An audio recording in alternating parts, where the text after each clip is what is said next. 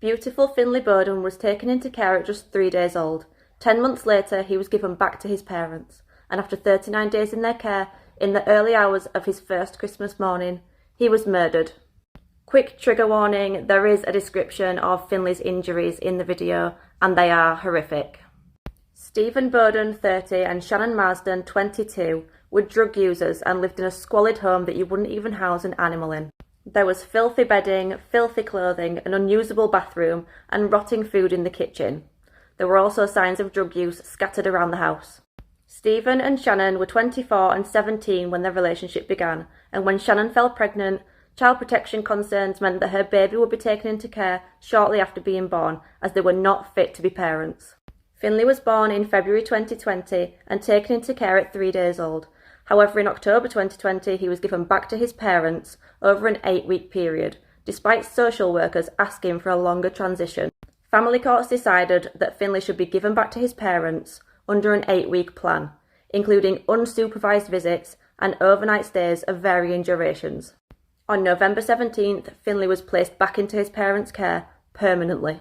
Over the next 10 days in November, there were 3 visits by social workers, and on December 23rd, a social worker visited the house but was refused entry. 2 days later, Finlay was murdered. The couple waited a whole hour after Finlay's death to call for an ambulance, as Stephen needed to hide his drugs. Finlay's autopsy showed a catalogue of horrific injuries. He had 57 fractures to his bones, including 45 rib fractures, a broken shoulder, a broken arm, a broken shin bone. His thigh was broken in 4 places, and his pelvis was broken in 2 places after being stamped on. He also had several burn marks from a hot, flat surface and a cigarette lighter, and 130 bruises all over his tiny body. He'd also developed pneumonia, endocarditis, inflammation of the lining of the heart, and sepsis. This wasn't a quick accidental death. It was a long, drawn-out, painful process for Finlay, inflicted by the 2 people that he should have relied on for protection. A search of the couple's internet history showed some really disturbing things. Just before Finlay had been returned to them, they'd read a story about a father that had been charged for killing his 2-month-old son. Another was a woman that had been charged for killing her 20-month-old daughter through neglect. There were lots more similar searches leading right up to Finlay's death.